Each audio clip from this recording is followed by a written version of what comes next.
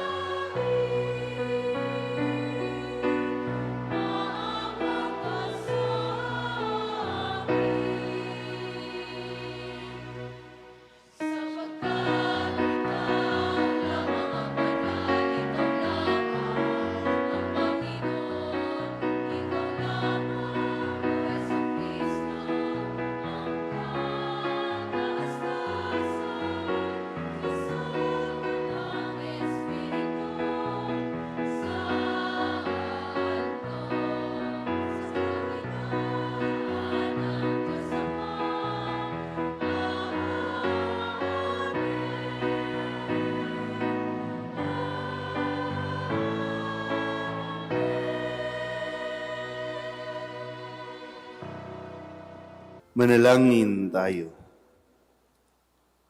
Ama naming makapangyarihan, mula sa mga buhay at piniling bato, ikaw ay nagtayo ng dakila at walang maliw na tahanan mo. Pagibayuhin mo ang paglukob ng Espiritu ng iyong kagandahang loob sa iyong sambayanan, upang kami lalong sumulong bilang iyong lungsod ng kapayapaan sa kalangitan, sa pamamagitan ni Jesucristo, kasama ng Espiritu Santo, magpasawalang hanggan. Amen. Magsiupo po ang lahat.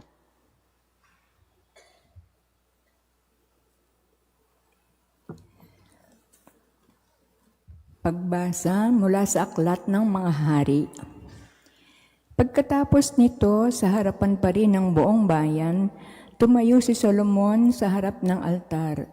Itinaas niya ang mga kamay at nanalangin ng ganito: Panginoon, Diyos ng Israel, sa langit at sa lupay walang ibang Diyos na tulad ninyo.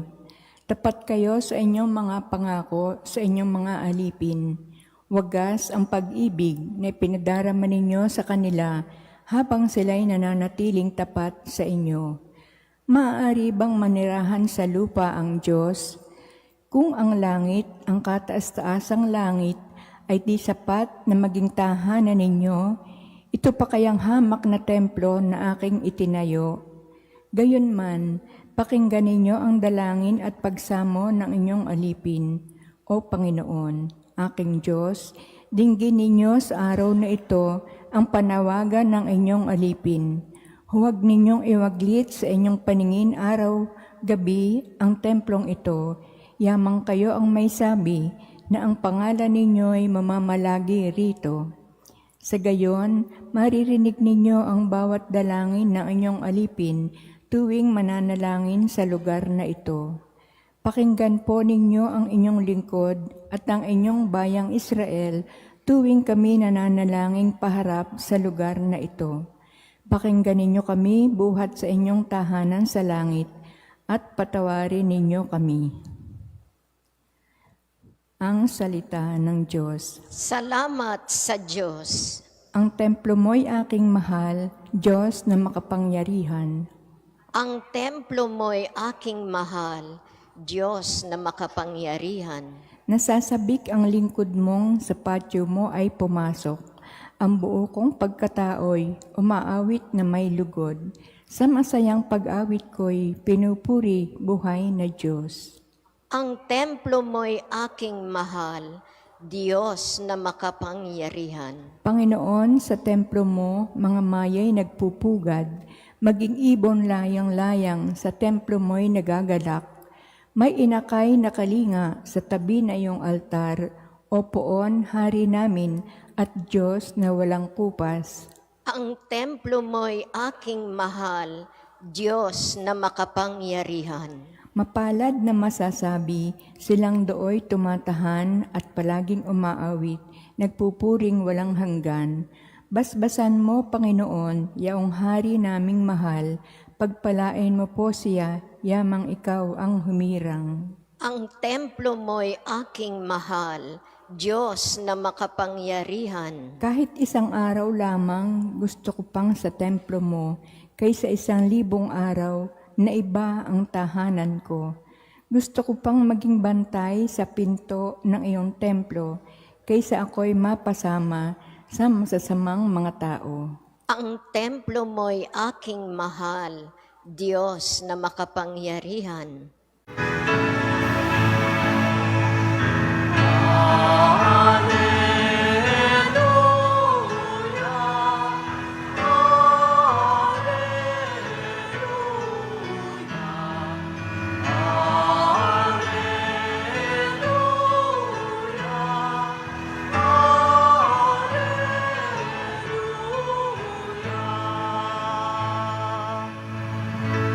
Sa daigdig ay laganap, liwanag na sumisikat, salitang buhay ng lahat. Alleluia, Alleluia.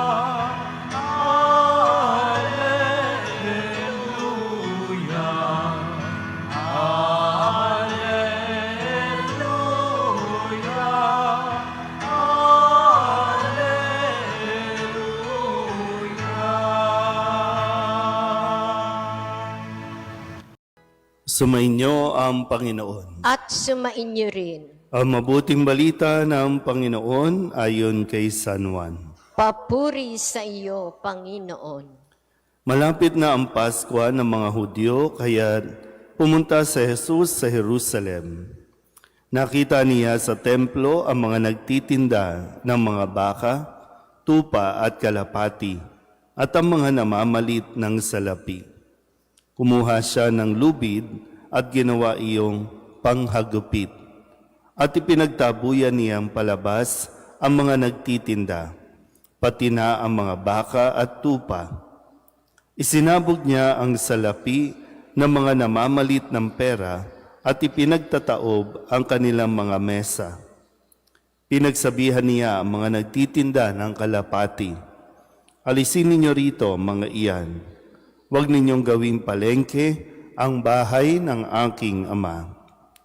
Naalala ng kanyang mga alagad ang sinasabi sa kasulatan, "Ang malasakit ko sa iyong bahay ang tutupok sa akin." Dahil dito'y tinanong siya ng mga pinuno ng Hudyo, "Anong himala ang may papakita mo upang patunayang may karapatan kang gawin ito?" Sumagot si Jesus, "Gibain ninyo ang templong ito at sa loob ng 3 araw ay muli kong itatayo." Sinabi ng mga Hudyo, 46 na taong ginawa ang templong ito at itatayo mo sa loob lamang ng 3 araw? Ngunit ang templong tinutukoy ni Jesus ay ang kanyang katawan. Kaya't nang siya'y muling nabuhay, naalala ng kanyang mga alagad ang sinabi niyang ito, at sila'y naniwala sa kasulatan at sa sinabi ni Jesus. Ang mabuting balita ng Panginoon. Pinupuri ka namin, Panginoong Heso Kristo. Isang magandang umaga po sa inyong lahat. Magandang umaga po, Father. Ngayon po ay Martes, ng 2 linggo ng panahon ng Adbyento at atin pong ipinagdiriwang ngayon ang pagkakatalaga ng ating pong katedral, no? Ang Manila Cathedral sa pangangalaga ng Mahal na Birheng Immaculada Concepcion. Mahalaga po, no, na tayo ay nakikiisa dahil ang Manila Cathedral ang pinaka-ina ng simbahan ng buong bansa natin. No? Ito yung may kaugnayan at nakakonekta din sa simbahan sa Roma. Kung ano ang sinasabi ng Roma, siya din ang ipinapahayag ng ating pong katedral. At ang sino man po na obispo na umupo dito ay siya rin namang nagpapahayag ng mga dapat na iparating, ituro sa mga tao pagdating sa pananampalataya at pagsasabuhay ng ating pang-araw-araw na buhay. Kung kaya't maganda rin na makita kung ano ba ang nagiging contribution natin upang mas mapatatag pa ang simbahan. Ang ating simbahan, ang San Jose, ay konektado din doon sa Manila Cathedral. Pero tulad ng maraming simbahan, kahit nung unang panahon pa, ito ay nalalapastangan, dumadaan sa matinding pagsubok, hindi dahil sa simbahan, kundi dahil sa mga taong naitatalaga dito, dahil sa mga taong pumupunta dito. Mahalaga po ang simbahan dahil dito tayo pinagtitipon-tipon, dito tayo mas nakikilala at nakikita bilang isang pamayanan, bilang isang komunidad na mahal ng Diyos. Pero sana po, no, sa ating narinig din na ebanghelyo, hindi pinapahintulutan at ikinasasaya ni Jesus na makita niya na nagiging magulo ang simbahan. Hindi niya ito hahayaan. Bagamat, no, mananatili ang simbahan. I'm sure marami po kayong mga nabalitaan na, mga naranasan mismo ng mga kaguluhan sa simbahan. At marami ang mga nadidisappoint, marami ang nawawala, umaalis na lang dahil hindi nila kayang unawain, no, na ang nangyayari sa simbahan ay bahagi ng pagtuturo, bahagi ng paglilinis, no, na ginagawa ng Diyos. Dahil ang malasakit ni Jesus sa kanyang tahanan, sa tahanan ng Ama ay talagang marubdob sa kanyang puso. Ito rin ay isang paalala at paanyaya sa atin na hindi tayo pupwedeng magwalang bahala, no? Kung nakikita natin na may mga tao, no, na nagiging dahilan para masira ang simbahan, kailangan din tayong magmalasakit. Hindi para ipagtabuyan sila, kundi para pangaralan sila at turuan, no, sa kung ano ang dapat nating ikilos. Muli, no, sa Ebanghelyo, pinaalis ni Jesus ang mga nagtitinda kung saan na para bang ginawa na nilang palengke ang tahanan ng kanyang Ama. Ang mga handog ay bahagi po ng pagpunta ng mga tao sa templo. Pero lumabis yung mismong mga inaasahan na mga ngalaga sa simbahan ay naging pabaya o sabihin natin wala nang pakialam sa kung nasisira ba yung kabanalan ng templo. Gaya na nasabi ko, no, yung mga tinitinda ditong binabanggit, bahagi yan ng mga dinadala ng mga tao. Kaysa magbitbit sila ng mga ihahandog mula sa iba't ibang lugar, mayroong mga itinitinda doon. No? Pero imagine niyo na lang po, no, na kung dito sa loob ng simbahan, minsan nga kapag may nakakapasok na medyo hindi sa ayos, nadidistract tayo, nagugulo tayo. Ang pagtitinda ay merong kanya-kanyang pwesto, merong nararapat na kung saan lamang sila. Pero marahil, kung bakit nagalit si Jesus ay dahil maging sa loob ng templo ay meron ng nagtitinda. Ang simbahan o ang templo ay hindi business. Ang tanging business nito ay ang salita ng Diyos. Ang tanging business nito ay maging banal at mapabanal ang lahat ng mga pumapasok sa loob ng templo. Kung sa mga labas, okay. No? At tama yon, okay lang yon. Pero wag natin bababuyin, no, ang ating simbahan. Lahat tayo ay mayroong malasakit dapat. Lahat tayo ay mayroong bahagi na dapat na gampanan bago pa tayo mahagupit din ni Jesus. Kung hindi tayo nakakatulong sa pagpapabanal ng simbahan, nawa hindi tayo dumadagdag sa sumisira sa simbahan. Amen? Magsitayo ang lahat.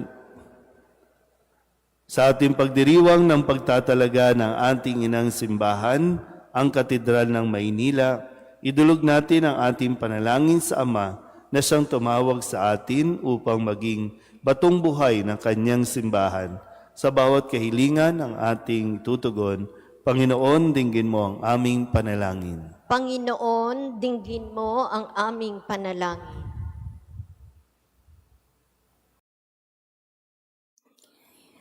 Upang ang banal na simbahan sa lahat ng dako ay makapag-alay ng nararapat at magalang na pagsamba, manalangin tayo sa Panginoon. Panginoon, dinggin mo ang aming panalangin. Upang ang lahat ng nagkakatipon sa sambayanan ng simbahan ay makatagpo ng biyaya at kapayapaan, manalangin tayo sa Panginoon. Panginoon, dinggin mo ang aming panalangin. Upang ang mga nangangalaga sa simbahan ay maging matyaga sa kanilang paglilingkod, manalangin tayo sa Panginoon. Panginoon, dinggin mo ang aming panalangin. Upang lagi nating igalang ang bawat dambana ng Diyos, manalangin tayo sa Panginoon. Panginoon, dinggin mo ang aming panalangin. Upang ang mga yumaong kasapi ng simbahan ay magtamasa ng walang hanggang liwanag at kapayapaan, manalangin tayo sa Panginoon. Panginoon, dinggin mo ang aming panalangin.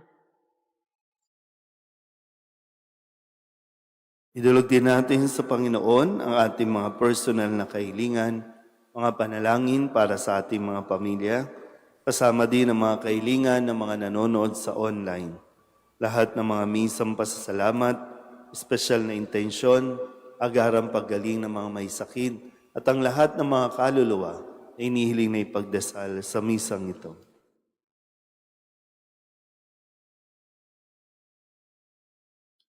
Ang lahat ng ito ay inihiling namin sa ngalan ni Kristong aming Panginoon. Amen.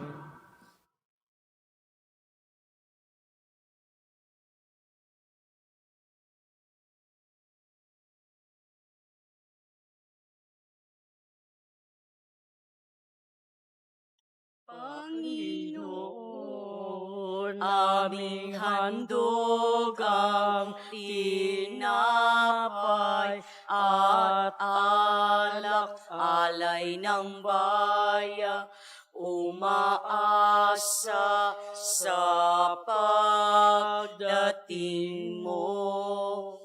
Gayon din aming hinahanda ang aming puso upang dito'y manahan ka sa pagdating mo. Panginoon, aming handog ang tinapay at alak, alay ng bayang umaasa sa pagdating mo. Gayon din aming hinahanda ang aming puso upang dito'y manahan ka sa pagdating mo. Manalangin kayo mga kapatid upang paghahain natin ay kalugdan ng Diyos sa mga makapangyarihan.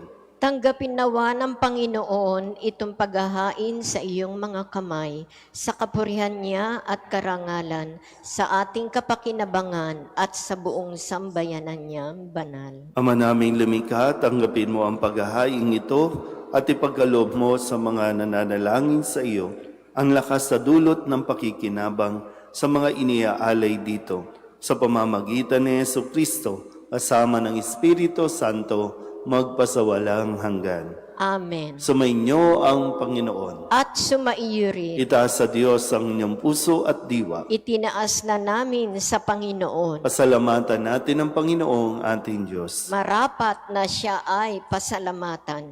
Ama naming makapangyarihan, tuning ang marapat na ikaw ay aming pasalamatan. Minarapat mong manahan sa bahay dalanginang itinayo para sa iyo, upang kami mahubog mo bilang tahanan ng iyong Espiritu na maipagkakapuri mo sa pagtataglay ng iyong sariling karitan. Itinilaga mo sa iyong kabanalan ang gusaling kababanaagan ng iyong tinipong sambayanang kaysa ng anak mo palagi, nang makapagluwal ng mga kasapi na sa iyo'y sasapit na maluwalhati. Kaya kaysa ng mga anghel na nagsisiawit ng papuri sa iyo nang walang humpay sa kalangitan, kami nagbubunyi sa iyong kadakilaan.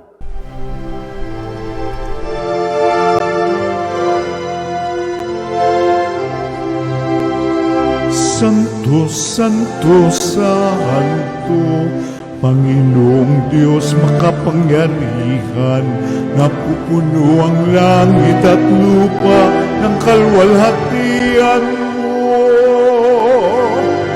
Hosana sa kaitaasan, pinagpalang na paririto sa ngalan ng Panginoon. Hosana sa kaitaasan.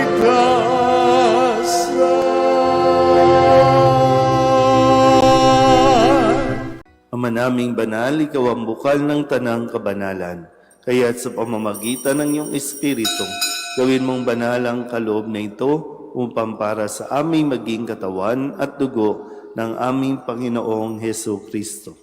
Bago niya pinagtiis ang kusang loob na maging handog, inawakan niya ang tinapay, inasalamatan kaniya, inaghati-hati niya iyon, iniabot sa kanyang mga alagad at sinabi, "Tanggapin ninyong lahat ito at kanin, ito ang aking katawan na ihahandog para sa inyo."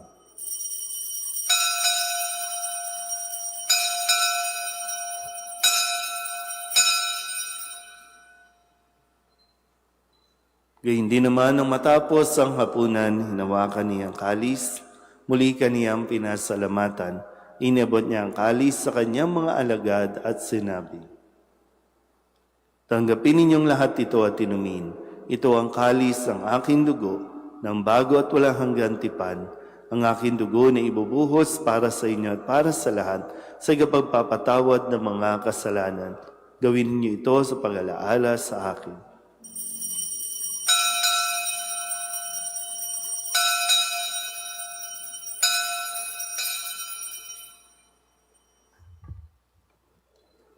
Ipagbunyi natin ang misteryo ng pananampalataya. Si Kristo'y namatay, si Kristo'y nabuhay, si Kristo'y babalik sa wakas ng panahon. Ama, ginagawa namin ngayon ang pag-alaala sa pagkamatay at muling pagkabuhay ng iyong anak, kaya tiniaalay namin sa iyo ang tinapay na nagbibigay buhay at ang kalis na nagkakaloob ng kaligtasan. Kami nagpapasalamat dahil kami iyong minarapat na tumayo sa harap mo para maglingkod sa iyo. Sinasamo namin kami magsasalo-salo sa katawan at dugo ng Kristo ay mabuklod sa pagkakaisa sa pamamagitan ng Espiritu Santo. Ama, lingapin mo ang iyong simbahang laganap sa buong daigdig. Huspusin mo kami sa pag-ibig kay San Leon na aming Papa at ni Jose na aming Obispo at ng Tanang Kaparian. Alalahanin mo rin ang mga kapatid naming nahimlay na may pag-asang sila'y muling mabubuhay, gayon din ang lahat ng mga pumanaw. Kawaan mo sila at patuloyin sa iyong kaliwanagan. Kawaan mo at pagindapating kaming lahat na makasalo sa iyong buhay na walang wakas. Kaysa na mahal na Birhen Maria na Ina ng Diyos, ng kanyang kabiyak ng pusong si San Jose, kaysa ng mga apostol at ng lahat ng mga banal na namuhay dito sa daigdig ng kalugod-lugod sa iyo, may pagdiwang nawa namin ang pagpupuri sa ikararangal mo sa pamamagitan ng iyong anak na aming Panginoong Heso Kristo. Sa pamamagitan ni Kristo, kasama niya at sa Kanya, ang lahat ng parangal at papuri ay sa iyo, Diyos Amang makapangyarihan, kasama ng Espiritu Santo, magpasawalang hanggan.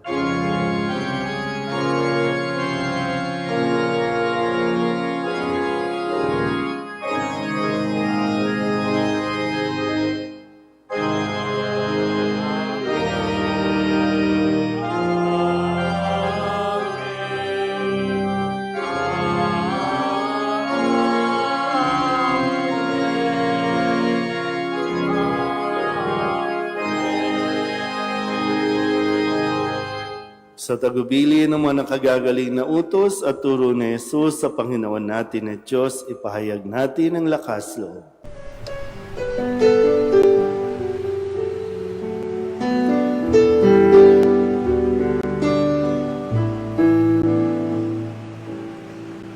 Ama namin, sumasalang ka, sambahin ang ngalan mo, mapasamin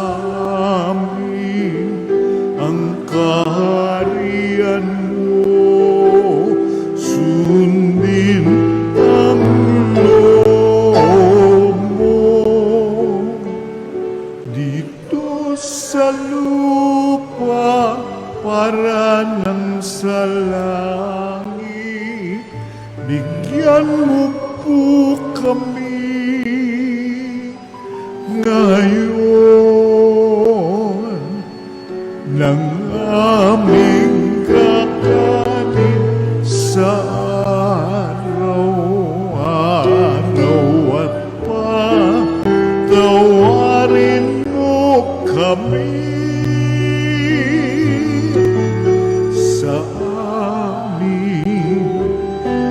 mga sala para ng pagpapatawan namin sa nagkakasala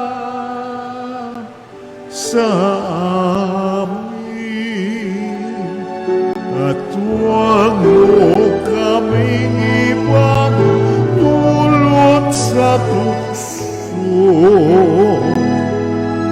at yadya mo kami sa lahat ng masama.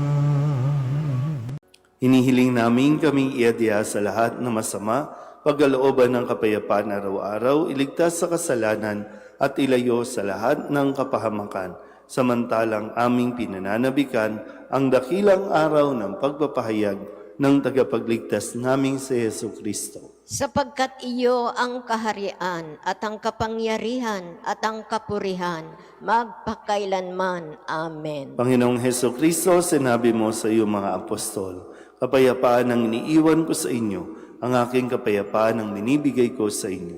Tunguhin mo ang aming pananampalataya at huwag ang aming mga pagkakasala. Pagkalooban mo kami ng kapayapaan at pagkakaisa ayon sa iyong kalooban, kasama ng Espiritu Santo, magpasawalang hanggan. Amen. Ang kapayapaan ng Panginoon ay laging sumainyo. At sumainyo rin. Magbigayan po tayo ng kapayapaan sa isa't isa.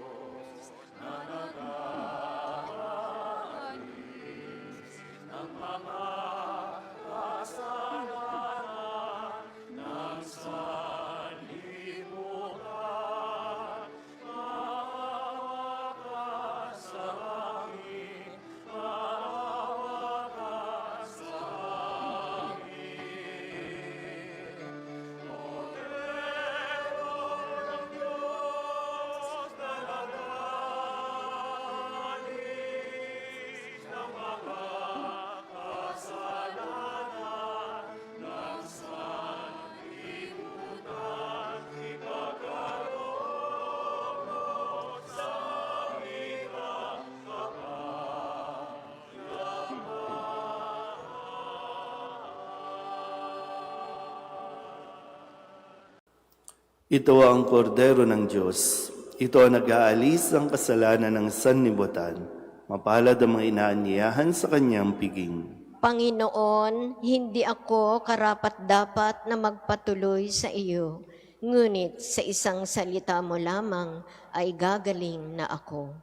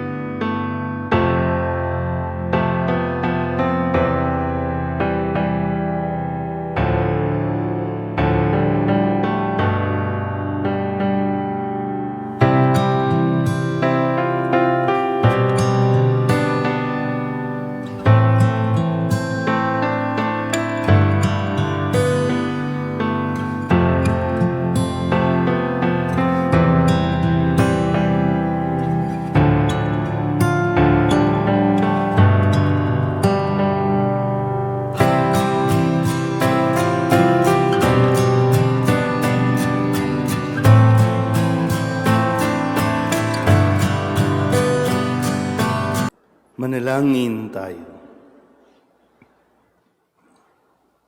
Ama naming mapagmahal, niloob mong ang lungsod ng kapayapaan sa langit ay aming mabanaagan sa nakikita naming sambayanan mo sa lupang ibabaw.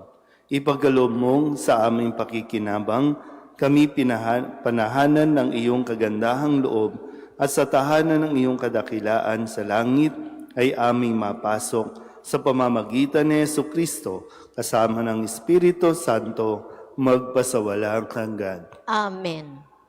Sumainyo ang Panginoon At sumainyo rin. at pagpalain kayo ng makapangyarihang Diyos, Ama at Anak at Espiritu Santo. Amen. Humayo kayong taglayang kapayapaan upang ang Panginoon ay mahalin at paglingkuran. Salamat sa Diyos.